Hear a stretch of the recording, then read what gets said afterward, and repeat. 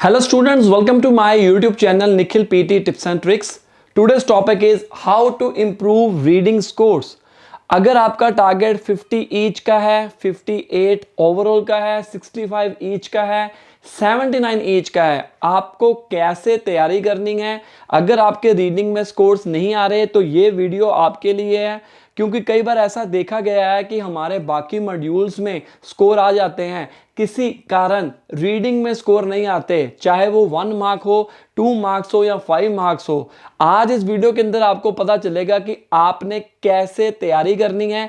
अगर आपका टारगेट 50 का है, 60 का है, 70 का है, 79 का है, उसी के अकॉर्डिंग आप तैयारी करिए। घंटों पढ़ने से स्कोर नहीं आते हैं गाइस, अपनी प्रॉब्लम को समझने से, एक्चुअली में क्या प्रॉब्लम है उसको इंप्रूव करने से ही स्कोर्स आएंगे। पूरी वीडियो एंड तक देखना। अगर आप मेरे इस चैनल के ऊपर नए आए हो तो जल्दी से जल्दी सब्सक्राइब कर लीजिए, क्योंकि इस चैनल के ऊपर आपको हिंदी, इंग्लिश, पंजाबी तीनों लैंग्वेजेस में आपको वीडियोस मिलेंगी और तीनों लैंग्वेजेस में हम कोचिंग भी देते हैं। सामने दिए गए नंबर के ऊपर आप कॉल कर सकते हो। अगर आपकी कोई फर्दर क्वेरी है, कोई टॉपिक समझ नहीं आता है, पहली बात तो यह कि हम डेली बेसिस के ऊपर ट्राई कर रहे हैं कि वीडियो डालें। आप YouTube के ऊपर सर्च कर सकते हैं मेरा नेम लिखकर, जैसे PTE reading filling the blanks tips and tricks by Nikhil sir, Nikhil Arora. कोई भी टॉपिक लिखकर पीटी का मेरा आगे या पीछे नेम जो है वो ऐड कर दीजिए, आपको उसके रिलेटेड सारा कंटेंट मिल जाएगा, हिंदी, इंग्लिश, पंजाबी तीनों लैंग्वेजेस में। तो गाइज आपको ये समझना है कि अगर मेरा टारगेट 50 ईच का है, मेरे पास कई ऐसे स्टूडेंट्स आते हैं कि सर मेरा टारगेट 50 ईच का ही है, मुझे ज़्यादा स्कोर नहीं लेना, मुझे ज़्यादा बर्डन नहीं लेना, या मुझे टारगेट सिर्फ जो है 65 ईच का है, मुझे 79 ईच चेज नहीं करने हैं। तो उसके लिए हम अलग प्लान बनाते हैं। तो आपको समझना पड़ेगा कि आपको कैसे तैयारी करनी है। फर्स्ट ऑफ ऑल, रीडिंग के मॉड्यूल के अंदर हमारे पास 5 सब सेक्शंस होते हैं। कौन कौन से? Multiple choice, multiple answer, multiple choice, single answer, filling the blanks reading, filling the blanks reading and writing, reorder paragraphs। अब ये जो ऑर्डर है आप देख रहे हो, ये चेंज भी हो सकता है रियल एग्जाम में। कभी कभार रीऑर्डर पैराग्राफ पहले भी आ सकते हैं, फिलिंग द ब्लैंक्स रीडिंग और राइटिंग वाले पहले आ सकते हैं, जो भी है, लेकिन आएंगे यही 5 सब सेक्शंस। इनमें से आपको ये समझना है कि अनइम्पॉर्टेंट टॉपिक्स कौन से हैं। ये जो 2 टॉपिक्स हैं ये अनइम्पॉर्टेंट है गाइस। चाहे आपका टारगेट 79 ईच का हो या कोई भी टारगेट हो, आप इसको मत फोकस करना, तो भी आपके अच्छे स्कोर्स आ सकते हैं।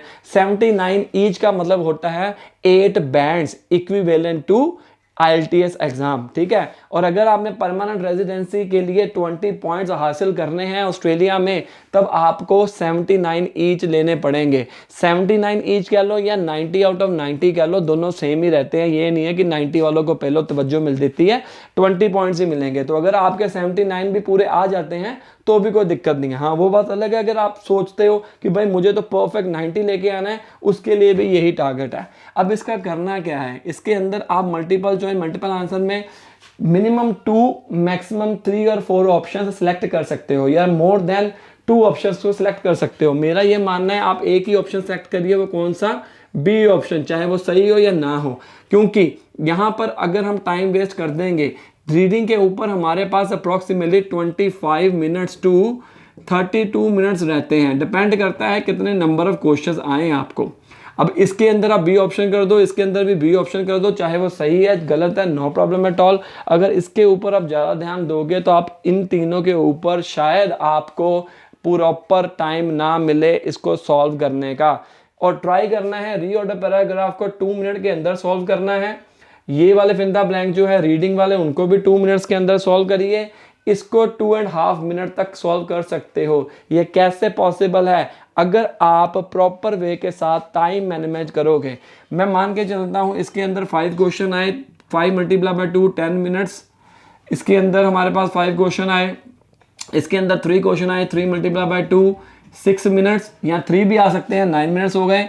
और यहाँ पर 5 मल्टीप्लाई बाय 2.5 कर दीजिए तो 12.5 मिनट हो गए। टोटल कर लीजिए 22.5, 22.5 और 6 28, अगर मैं गलत नहीं हूँ, 5 मल्टीप्लाई बाय 2 और हाफ कर दिया इसलिए 28.5 मिनट हमारे अप्रॉक्सीमेटली 30 मिनट्स लगा के चलो, 30 मिनट्स हमारे अगर इसके ऊपर ही लग जाते हैं, हाँ वो बात अलग है, अगर आप 2.5 मिनट की बजाय अगर 2 मिनट के अंदर सॉल्व कर लेते हो, वो कैसे पॉसिबल है? अगर आपके पास ट्रिक्स हैं, ट्रिक्स के जरिए आप इसको यूज कर सकते हो।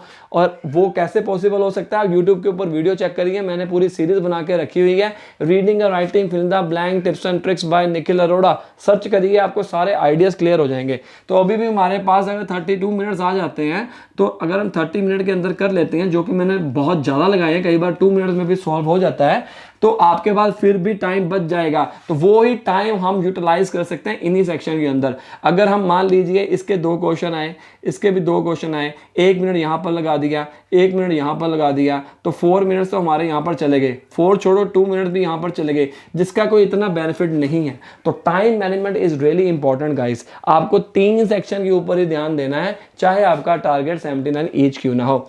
इसके अलावा अब रीडिंग में जो स्कोर्स हैं वो सिर्फ रीडिंग मॉड्यूल में नहीं होते हैं, बाकी सब सेक्शंस में भी होते हैं, जैसे कि रीड अलाउड, इस जो कि स्पीकिंग का सेक्शन रहता है, समराइज रिटन टेक्स्ट जो कि राइटिंग का सेक्शन रहता है, हाईलाइट इनकरेक्ट वर्ड जो कि लिसनिंग का सेक्शन रहता है।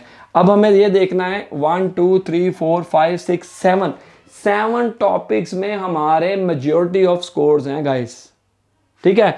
Read aloud very simple, summarize very simple, highlight incorrect very simple. यकीन मानो, अगर आप मान के चलो ये 1 नंबर का क्वेश्चन है, ओके, हमें 90 में से कैलकुलेट करने हैं, 90 में से ये 1 नंबर का क्वेश्चन है, एवरेजली 5 क्वेश्चन आए, 5 में से मैं मान के चलता हूं एवरेजली 4 ब्लैंक्स आते हैं एक क्वेश्चन में, कितना हो गया? 20 हो गया, इसके अंदर भी प्लस 20 हो गया, और इसके अंदर अगर 2 क्वेश्चन आते हैं 4 ऑप्शंस के, तो 3 पेयर बन गए, तो कितना हो गया? 6 हो गया। तो टोटल हमारा 46 आ गया सिर्फ इन तीनों का। और इसको मैं मान के चलता हूं या 3 या 4 नंबर लगा लो या 5 नंबर लगा लो, इसको मुद्दा करते हैं 4 नंबर लगा देते हैं, 50 मार्क्स। आपके जो 50 मार्क्स हैं वो सिर्फ और सिर्फ रीडिंग मॉड्यूल से आ रहे हैं। बाकी के 40 कहाँ से आ रहे हैं? बाकी के 40 इन तीनों सेक्शन में से आ रहे हैं।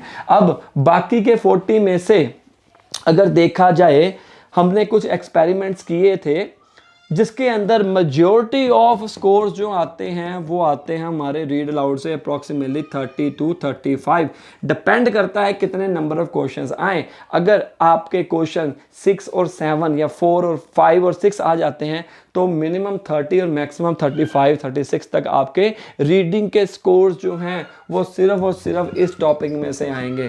समराइज रिटन टेक्स्ट अगर 2 आते हैं तो 2 नंबर यहाँ से लगा लो, इसके आते हैं तो 2 नंबर यहाँ से लगा लो या 3 नंबर लगा लो। अप्रॉक्सीमेटली मैं बता रहा हूँ, मेरे कहने का मतलब ये है कि आपको ये पता होना चाहिए कि अगर आपका रीडिंग का मॉड्यूल जो कि कमज़ोर है और आपका टारगेट भी सिर्फ 50 ईच का है, तो भाई साहब आपको इसके ऊपर ज़्यादा ध्यान देना है, क्योंकि इसके अंदर अगर आपके 30 स्कोर्स आ जाएं तो हमें सिर्फ 20 स्कोर्स हासिल करने हैं इन सभी में से, जिसमें से summarize written text very easy, highlight incorrect word very very easy. बस डिपेंड करता है कि कहीं यहाँ पर आपको नेगेटिव मार्किंग ना हो जाए, क्योंकि इस टॉपिक के ऊपर नेगेटिव मार्किंग भी रहती है। तो मैं मान के चलता हूँ अगर 30 मार्क्स आ जाए, मैं 30 भी नहीं मानता हूँ, मैं कहता हूँ 25 आ जाए हमारे पास, क्योंकि इसके ऊपर ध्यान देना है। तो हमें कितने लेने हैं? 25 रिमेनिंग रह गए हैं हमारे को सिर्फ 50 ईच हासिल करने के लिए। तो क्या 50 में से हम 20 अगर हासिल कर लेते हैं, जो कि मैं मिनिमम कह रहा हूँ, या 50% ही हासिल कर लें, तो भी हमारी रिक्वायरमेंट पूरी हो जाती है। हालांकि ये क्वेश्चन भी पड़े हैं। तो अगर आपका टारगेट 50 ईच का है गाइस, तो आपको सबसे ज़्यादा ध्यान read aloud, summarize written text, highlight incorrect word के ऊपर देना है। समझिए बात को, कुछ टॉपिक्स ऐसे होते हैं जो हमारे हाथ में हैं, जैसे कि summarize written text very easy, trick use करते हैं, okay.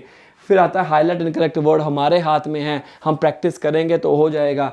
Read aloud just practice करो, इससे ज़्यादा सिर्फ बोलना ही तो है, हमें ज़्यादा फोकस नहीं करना है इसके ऊपर, तो इसके ऊपर ज़्यादा ध्यान आप देकर इसको इम्प्रूव कर सकते हो। क्या चीज़ हमारे हाथ में नहीं है जो हमें डिफिकल्ट लगती है? वो आता है फिलिंग द ब्लैंक्स, रीडिंग और राइटिंग वाले, और रीऑर्डर पैराग्राफ्स। ये हमारे हाथ में नहीं है, कई बार बच्चों को बहुत डिफिकल्टी आती है। क्यों ना हम इसके जो एफर्ट लगाने हैं वो हाफ कर दें। हम तो यही कोशिश करेंगे भाई कि हमारे ज़्यादा से ज़्यादा नंबर आएँ, बट जिनका 50 ईच का टारगेट है या 50 ईच के कम का टारगेट है तो भाई इसके ऊपर ध्यान दो, ये 3 चीज़ों के ऊपर ज़्यादा ध्यान दो। अगर इसमें आपके परफेक्ट स्कोर आ जाते हैं तो ऊपर से हम आराम से 50 में से 20-25 तो ले ही लेंगे भाई। तो आपको 50 ईच के लिए इसके ऊपर ज़्यादा ध्यान देना है। अब हम बात करते हैं 65 ईच की। अब 65 ईच वही मैं बताऊंगा, अगर रीड अलाउड के ऊपर हमारे 35 में से 32 स्कोर या 35 पूरे अगर स्पीकिंग में अच्छा स्कोर आ ही जाता है तकरीबन, या कोई मुश्किल टास्क नहीं है, अगर इसमें भी मुश्किल लग रही है तो आपको फोकस करना पड़ेगा। फिर तो बातें रह जाएंगी भाई कि मेरे स्कोर नहीं आ रहे, क्यों नहीं आ रहे, क्योंकि हम एफर्ट ही नहीं कर रहे हैं, सीधी सी बात है। तो आपको अगर यहाँ पर 35 स्कोर आ जाता है, पूरा 35 छोड़ो, मैं कहता हूँ 32 स्कोर आ जाता है, हमारे पास कितना रह गया टारगेट? 65 का है, 33 हमने बाकियों में से लेने हैं। 33 में से मैं मान के चलता हूँ इसमें से और इसमें से ये 5 नंबर का है, 5 नंबर से चलो 3 लगा लिए, वैसे तो पूरे बटा पूरे नंबर आने चाहिए आपके, इसमें से मैं 3 लगा लेता हूँ, 30 मार्क्स रह गए हैं हमारे। अब 30 मार्क्स, 50 में से हमें 30 मार्क्स हासिल करने हैं सिर्फ इस सेक्शन में। यहाँ पर आपका थोड़ा सा चैलेंज बढ़ जाता है, बिकॉज आपका टारगेट भी इंप्रूव हो रहा है, आपका टारगेट भी ज़्यादा हो रहा है। तो आपको इन 3 टॉपिक के ऊपर तो चाहे कोई भी टारगेट हो, अब आपका अगर कईयों का 30 ईच का टारगेट होता है, मैं कहता हूँ इसी के ऊपर ध्यान दे लें, या तीनों के ऊपर ही ध्यान दे लें, अच्छे ढंग से कर लें तो भी आपके 30 ईच आ सकते हैं। ऊपर से चाहे 5-6 नंबर ही आ जाएं, 10 नंबर ही आ जाएं, डिपेंड करता है कि आपका क्या लेवल है, ठीक है। तो आपको 30 मार्क्स इसमें से गेन करने हैं गाइस, तो ये सारा आपको ध्यान में रखना है। और 79 ईच की मैं बात करूं, वहां पर तो देखो कोई भी गलती होने के चांसेस नहीं होने चाहिए। 79 ईच मतलब 90 आउट ऑफ 90, आपको सभी के ऊपर फोकस करना पड़ेगा। हाँ, 79 ईच वालों को एक थोड़ी सी राहत मिल जाती है, क्योंकि आपको 79 ईच चाहिए, 90 में से 79 ईच चाहिए। तो इसका मतलब है कि अगर 1-2 क्वेश्चन, 1-2 ब्लैंक यहाँ पर गलत हो जाएं कोई दिक्कत नहीं, 1-2 यहाँ 5 नंबर, फिर 45 नंबर आ जाएं तो कोई दिक्कत नहीं है। जो बच्चा 79 ईच लेता होगा उसका लेवल भी उसी तरीके के साथ अप हो रहा होगा धीरे धीरे, मानो या ना मानो। चाहे कि ये इंग्लिश बेस्ड टेस्ट नहीं है, एक ये कंप्यूटर बेस्ड टेस्ट है, बहुत इजी रहता है as compare to other English proficiency test. But जो 79 का ईच का टारगेट कर रहा है, ट्रिक्स के साथ साथ उसके ये पार्ट भी स्ट्रॉन्ग होगा ही होगा, चाहे वो जैसे मर्जी हो। तो गाइस आई होप इस वीडियो के अंदर आपको पता लग चुका होगा कि अगर आपका टारगेट 50 का है, 65 का है या 79 ईच का है, तो आपको कौन कौन से टॉपिक्स के ऊपर कितना कितना ध्यान देना है। ज़्यादा मेहनत करने से नंबर नहीं आते हैं, अगर आप स्मार्ट वर्क यूज़ करोगे, एक अच्छा स्टडी प्लान यूज़ करोगे, तो ही आपके अच्छे स्कोर्स आएंगे। Guys I hope you like my video, share करो अपने फ्रेंड्स के साथ। और अगर आपको दिक्कत आ रही है, एग्जाम पास नहीं हो रहा है या आपको टाइम नहीं मिल रहा है कोचिंग लेने का, तो आप हमारे से कांटेक्ट कर सकते हैं। ऑनलाइन क्लासेस हम प्रोवाइड करते हैं 14 आवर्स इन अ डे, आप अपने टाइम के अकॉर्डिंग क्लास ले सकते हैं, वो भी 1-to-1 sessions. Yes, 1-to-1 session लेके हम आपकी प्रॉब्लम को समझेंगे, तभी हमारे स्टूडेंट कम समय में रेडी हो रहे हैं। आप हमें बताइए 5 डेज में रेडी होना है, 7 डेज में, 10 डेज में, बाकी डिपेंड करता है आपका क्या लेवल है और आपके पास कितना टाइम है। तो guys, I hope you like my video. Like, share and subscribe. Call Nikhil PT for online sessions. Otherwise, आप हमारा फिजिकल ब्रांच भी ज्वाइन कर सकते हो, जलंधर सिटी में है। All the best.